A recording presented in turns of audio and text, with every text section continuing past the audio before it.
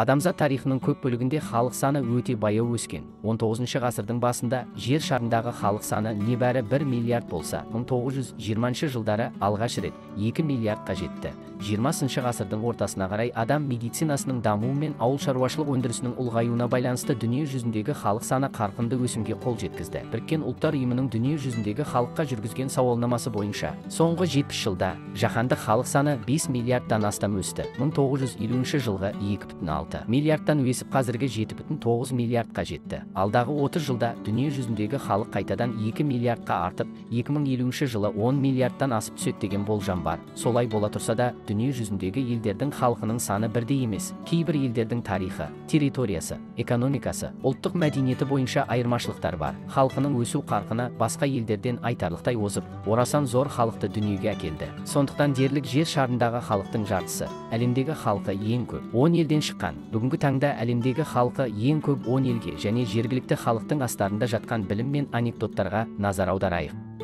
Біздің төрт төңірек каналымызға келгендеріңізді қарсы аламыз. Төрт төңірек каналымыз сіздерге әр апта сайын мәнді де мағыналы ғылыми ақпараттарды жеткізіп тұрады. Тезірек каналымызға тіркеліп, қоңыраушаны басып қойыңыз. Сонда сіз біздің әр реткі шығарған ақпаратымыздан қалыс қалмайсыз.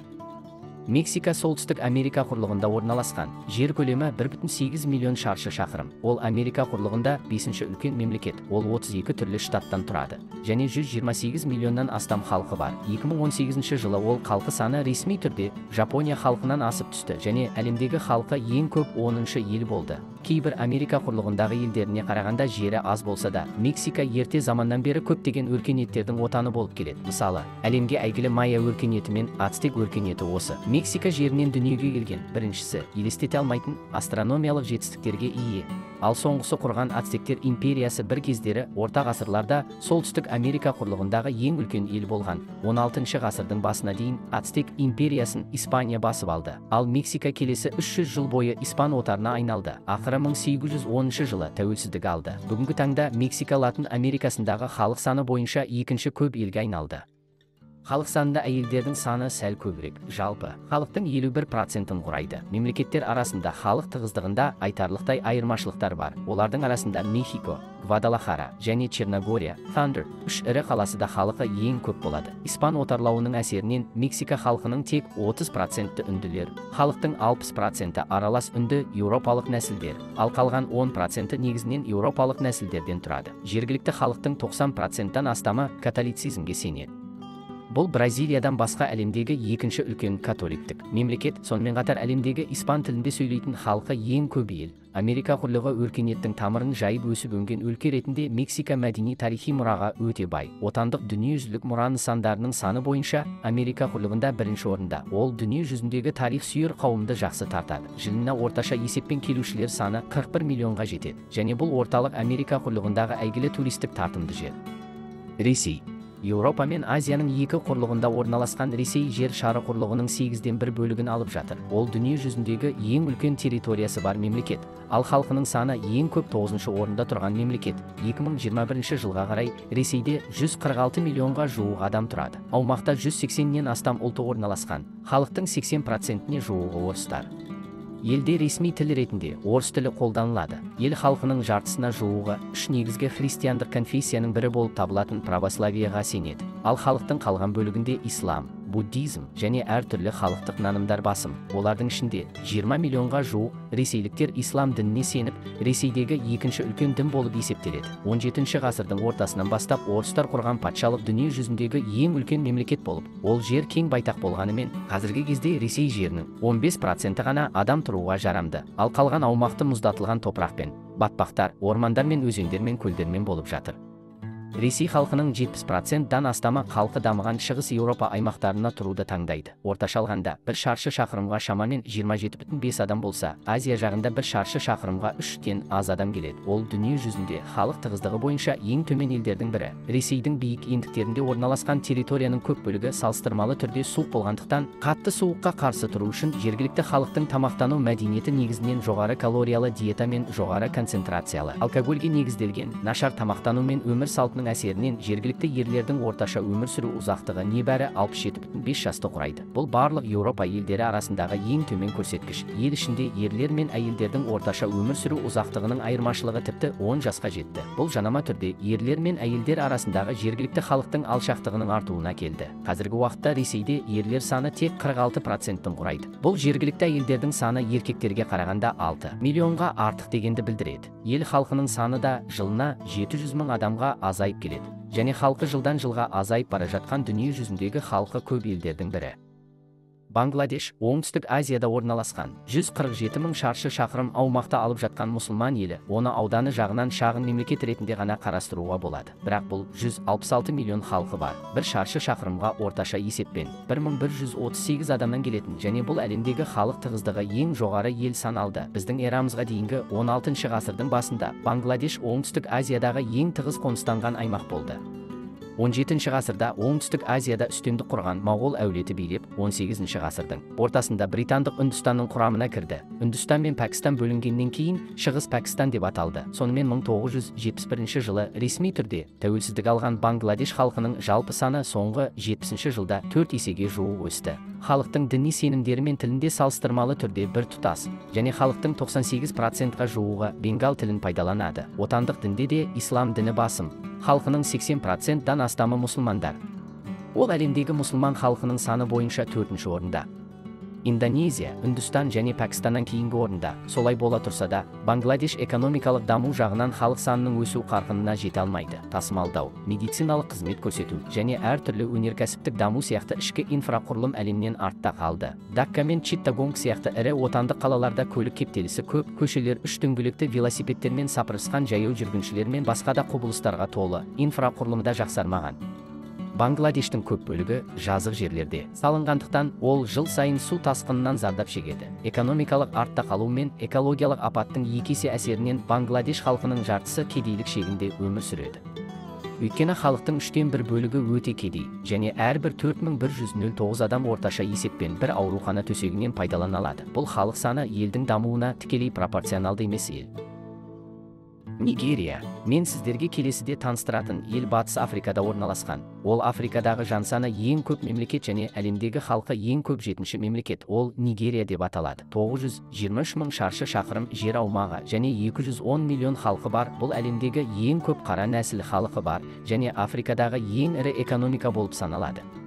Африка құрлығының бір мүшесі ретінде Нигерия біздің дәуірімізге дейінгі 9100 жылы бұрын адам әрекеттері бар болғаны байқалған және қазіргі уақытта Португалия, Нидерланды, Франция және Ұлыбритания сияқты еуропалық күштердің шабуылына ұшырап, ақыры 1960 жылы тәуелсіздік алған. Қазіргі уақытта Нигерияда 250-ден астам ұлт бар. Олардың арасында Хауса, Йоруба және Игбо тайпалары халықтың көпшілігін құрайды. Халық өз ана тілін көп қолданып, ағылшын тілін ресми тіл ретінде пайдаланады. Сонымен қатар, христиандық пен ислам Нигериядағы екі негізгі дін болып табылады. Оңтүстіктегі адамдар негізінен христиан дінін ұстанады, ал солтүстіктегілер негізінен мұсылмандар. Елдегі мұсылмандар мен христиандардың әрқайсысы жалпы халықтың жартысына жуығын құрайды. Дін мен аймақтың бөлінуі елдің солтүстігіндегі кейбір аймақтар шариғат заңдарын жергілікті заң ретінде қолдануда. Соңғы 10 жылдықта Нигерия әскери диктатура мен үзіліссіз азаматтық соғыстарды бастан өткерсе де, жан саны өсуі әлі де жоғары күйінде тұр. Жергілікті халық өте тез өсуде. Әйелдердің жан басына шаққандағы туу көрсеткіші 5,5 баланы құрайды. 1950 жылдары жан саны бар болғаны 38 миллион болса, 70 жыл ішінде 5 еседен астам өсті. Нигерия халқының жалпы саны 2050 жылға қарай тағы 2 есе артып, Америка құрама штаттарын басып озып, әлемдегі жан саны ең көп 3-ші елге айналады. Бразилия Латын Америкасының ең үлкен мемлекеті. Ол Оңтүстік Американың шығыс бөлігінде орналасқан және Американың 10 штатымен шектеседі. Оның жалпы ауданы 8.510.000 шаршы шақырым. Оңтүстік Америка құрлығының жартысына жуығын құрайды. Мемлекет 26 штат пен бір федералдық округтен тұрады. Ол әлемдегі 5-ші үлкен мемлекет. 2021 жылғы жағдай бойынша Бразилияда шамамен 213 миллион адам тұрады. Бұл халық саны бойынша әлемде 6-шы орында тұрады. Олардың ішінде ақ нәсілдер мен аралас нәсілдердің әрқайсысы жалпы жергілікті халықтың 40%-ін құрайды. Ал қалған халық негізінен қара нәсілділер, азиялықтар және жергілікті аборигендерден тұрады.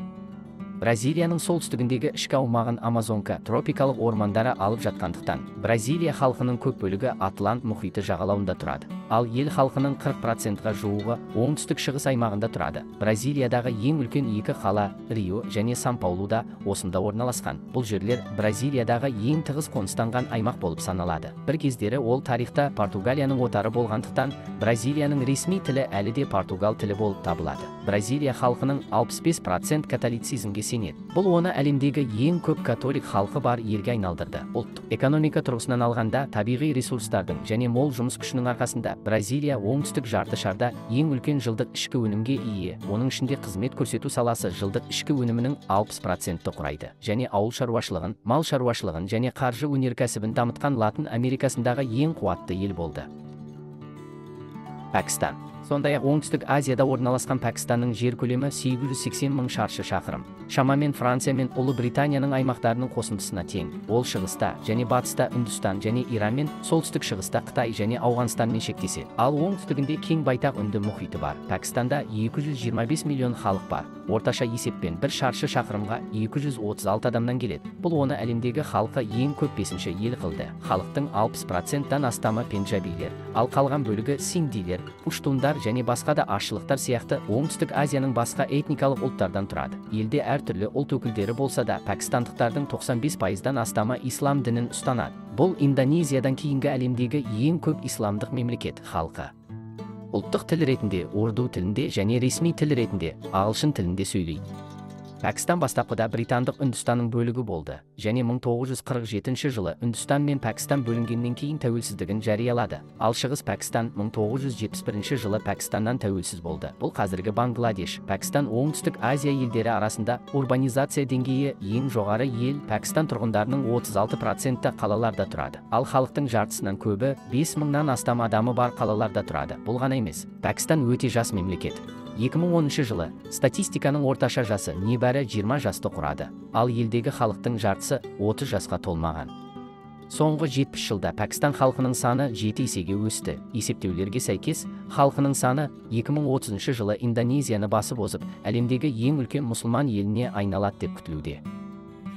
Индонезия оңтүстік шығыс Азиядағы ең үлкен мемлекет. Жер көлемі 1.910.000 шаршы шақырым. Азия мен Океанияны қамтитын 17506 аралдан тұрады, және 10.000 аралдар елі деген атағы бар. 270 миллионнан астам халқы бар Индонезия бүгінде әлемдегі халқы ең көп 4-ші ел болып табылады. Аралдардың таралуына байланысты жергілікті халықты жүздеген түрлі ұлттармен және тілдерге бөлуге болады. Саяси және мәдени жағынан басым жағдайға ие болған ең ірі ұлт явандықтар деп аталады. Ел халқының 60%-і әлемдегі халқы ең көп арал саналатын Ява аралында тұрады. Индонезияда 750-ден астам түрлі тіл бар. Жергілікті ресми тіл Индонезия тілі. Ол бизнесте, саясатта, медиада, білім беруде және академиялық салаларда қолданылады. Ең көп қолданылатын және ең танымал тіл Яван тілі. Сонымен қатар, Индонезия конституциясы дін бостандығын белгілейді. Жергілікті үкімет мойындаған 6 дін бар. Атап айтқанда ислам, христиан, католицизм, индуизм, буддизм және конфуцийшілік. Қатаң айтқанда, Индонезия ислам елі емес, бірақ қазіргі уақытта ел әлемдегі ең көп мұсылман халқы бар ел саналып, халқының 86%-і ислам дініне сенеді. Қалған 9%-і христиандар, ал қалған 4 дін жергілікті халықтың 5%-дан да азын құрайды. Бүгінгі күні Индонезияның қала халқы 44%-ға жетті. Ел халқының жартысына жуығы қала аудандарда тұрады. Ал қала халқының жылдық өсу қарқыны шамамен 1,7%-ті құрайды. Елорданың астанасы Джакартада 28 миллионнан астам адам бар. Әртүрлі мемлекеттік мекемелер, елшіліктер мен шетелдік бизнес кеңселері де осында орналасқан. Бұл Индонезияның астанасы және ең ірі қаласы ғана емес, сонымен қатар Индонезияның саяси, мәдени, өнеркәсіптік және сауда орталығы болды. Бүгінгі таңда әлемдегі жалғыз супер мемлекет Америка Құрама Штаттары болады. Өзінің тәуелсіздік алғаннан бері 247 жылдық тарихы бар. Территориясы 9.830.000 шаршы шақырымды құрайды. Ол әлемдегі халқы ең көп дамыған мемлекет және әлемдегі ең жақсы дамыған елдердің бірі. Және ең алуан түрлі ұлттық мәдениеттерге ие. Америка Құрама Штаттары 50 штат пен бір арнайы әкімшіліктен тұрады. Мемлекет жерінің көбісі солтүстік Америка құрлығында орналасқан. 2021 жылғы жағдай бойынша Америка Құрама Штаттарында шамамен 330 миллион адам тұрады. Бұл әлемдегі халқы ең көп 3-ші мемлекет және қазіргі уақытта ағылшын тілінде сөйлейтін ең үлкен ел.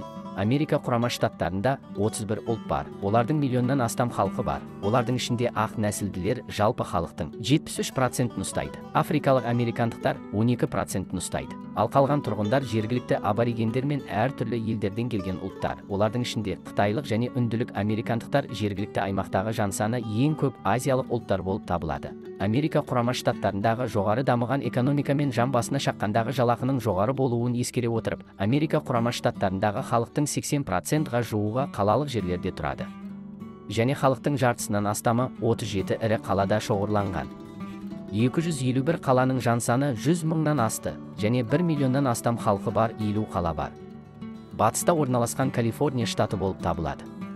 37 миллион халқы бар Америка Құрама Штаттарындағы жан саны ең көп штат. Сонымен қатар Америка Құрама Штаттарындағы технологиялық орталық болып саналады. Халқы ең аз штат, 564 мың халқы бар орталық Вайоминг. Елдегі орасан зор нәсілдік айырмашылықтарға байланысты Құрама Штаттар діни бостандық құқығын ашық қорғайтын әлемдегі бірінші мемлекет. Америка халқының жартысына жуығы христиан дінін ұстанады. Ал халықтың 4/1 католиктер, қалғандары буддизм, ислам, иудаизмдер. Бұл барлық дамыған елдер арасындағы ең күшті мәдени атмосфераға ие ел. Сонымен қатар, Америка Құрама Штаттары нағыз ағылшын тілінде сөйлейтін ел болғанымен, Америка Құрама Штаттарында іс жүзінде заңды ресми тіл жоқ екенін көпшілік білмейді. Ағылшын тілінен басқа, испан, қытай, француз және неміс сияқты кейбір күшті тілдерде 1 миллионнан астам адам сөйлейді. Осыған қарамастан, Америка Құрама Штаттарындағы 300 миллионнан астам адам күнделікті қарым-қатынаста негізінен ағылшын тілін пайдаланатындықтан, ағылшын тілі де жергілікті жерлерде ең көп таралған қарым-қатынас тіліне айналды. Көптеген штаттар ағылшын тілінің ресми мәртебесін қамтамасыз ету үшін жергілікті заңдар қабылдады, және кейбір штаттар жергілікті тілдердің ағылшын тілімен параллель мәртебесіне ие екенін мойындайды. Мысалы, Луизианадағы француз тілі, Гавайидегі гавай тілі және Жаңа Мексикодағы испан тілдер. Және белгілі бір дәрежеде ағылшын тілін меңгеру жергілікті иммигранттарды натурализациялауға қойылатын талаптардың бірі болып саналады.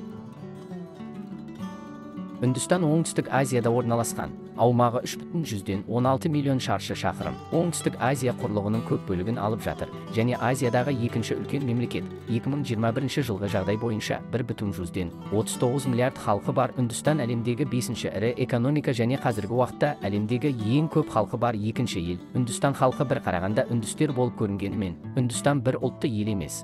Территориядағы үнді халқын көптеген ұлттарға бөлуге болады. Әртүрлі ұлттардың өз тілдері бар. Тілдері конституциямен танылған 22-ге дейін түрі бар. Үндістандағы негізгі ұлты үнді ұлт болып, жалпы халқының жартысын құрайды. Ал басқа 10-нан астам ұлттардың халқының саны 10 миллионнан асады. Үнді және ағылшын тілдері жергілікті ресми тілдер ретінде белгіленді, ал Үндістанның ресми ұлттық тілі жоқ. Ал оңтүстік Үндістанның кейбір аудандарында ағылшын тілі үнді тілінен де жоғары мәртебеге ие. Сонымен қатар, Үндістан көп дінді ел болып, діни мұражай деген атаққа ие. Үндістан халқының 80% индуизмге сенеді, ал 180 миллионға жуық адам мұсылмандар болып, исламдық емес елдердің ішінде әлемдегі мұсылман халқы ең көп ел болды. Сонымен қатар, Үндістанда үлкен жұмыс күші бар, ал байлар мен кедейлер арасындағы ішкі алшақтықты және касталық жүйенің теріс пікірін тиімді түрде жақсарту мүмкін емес. Үндістан әлемдегі байлар мен кедейлер арасындағы алшақтық ең үлкен елдердің бірі. Ел тұрғындарының 70%-тен астамы ауылдық жерлерде тұрады. Тіпті қазіргі дамыған қалалардың өзінде тозығы жеткен жерлердің ізін байқау қиын емес. Бұл ғана емес, Үндістанның әлеуметтік құрылымында әлі де қатаң касталық жүйе бар. Жоғары және төменгі каста деп бөлінеді. Жоғары каста мен төменгі каста арасындағы некеге тыйым салынған. Статус пен мәртебенің тұқым қуалаушылық жүйесі де қабылданған. Кастаға бөлінетіндердің экономикалық жағдайы өте әртүрлі болады. Қытай Шығыс Азия территориясының көп бөлігін алып жатқан 9.590.000 шаршы шақырым жер аумағы бар Қытай ұлты басым көп ұлтты мемлекет. Орыстардың көпшілігі Еуропада тұратындығына байланысты Ресей еуропалық ел ретінде жіктелген жағдайда, Қытай қазіргі уақытта Азиядағы ең үлкен мемлекет болып саналады. Тарихқа көз жүгіртсек, Қытай халқы әрқашан дүние жүзі халқының үлкен бөлігін алып келген. 19 ғасырдың алдыңғы жартысында Цин патшалығының халқы дүние жүзі халқының 1/3-ін құраған. 2021 жылға қарай Қытайдың жалпы халқының саны өсіп 1,442 миллион адамға жеткен. Бұл дүние жүзіндегі жалпы халықтың 18%-ын құрайды. Бұл қазіргі уақытта әлемдегі халқы ең көп ел болып табылады. Қытайдың мемлекетінде ұлт бөлінісінде Қытай ұлты жалпы халықтың 91%-ын құрайды. Бұл қазіргі уақытта әлемдегі ең көп ұлт болып табылады. Халықтың қалған бөлігін көптеген аз ұлттар құрайды. Ел ішінде Қытай тілі ресми тіл болғандықтан, Қытай тілі әлемдегі ең көп сөйлейтін тілге айналды. Қытайдың территориясы кең болғанымен, елдегі халықтың таралуы біркелкі емес. Қытай халқының 94%-дан астамы жердің 43%-ында тұрады. Халықтың басым бөлігі оңтүстік-шығыс жағалаудағы аудандарда тұрады. Ал Шыңжаң, Тибет және ішкі Моңғолия үстемдік ететін ішкі аймақтарда салыстырмалы түрде аз қоныстанған. Қытайдың әртүрлі аймақтардағы экономикалық айырмашылықтары мен жақсы дамыған ішкі көлік желісінің арқасында ауылдық жерлерден көптеген жұмысшылар жұмыс табу үшін жағалаудағы провинциялар мен қалаларға барады. Осылайша Қытай әлемдегі ең көп айланыста жүрген халыққа ие болды. 2020 жылы айланыста жүрген халық шамамен 380 миллион адам болып, бұл Америка Құрама Штаттарының жалпы халқынан асып түсті. Солай бола тұрса да, аз тууы Қытай ұлтының мәдени тұжырымдамасына сүйене отырып, Қытай үкіметі 20 ғасырдың аяғында жүзеге асырған жоспарлы туыт саясатымен бірге Қытай қартаю қоғамына ертерек енген дамушы ел болып табылады. 2020 жылы 65 жастан асқан тұрғындардың үлесі 13,5%-ға жетеді. Бұл әлемдегі егде жастағы тұрғындардың 1/4-ін құрайды. Ол қазіргі таңда әлемдегі ең көп қарт халқы бар ел. Міне, осы эпизодты бақылауымыз аяқталды. Осы бөлімнен алған білім сізге ұнайды деп үміттенемін. Видео жаман емес деп ойласаңыз, видеоның төменгі жағындағы лайк басуды ұмытпаңыз. Және осы арнаға жазылыңыз, және хабарландыруларды алу үшін қоңыраушаны ашыңыз. Көргеніңіз үшін көп рахмет.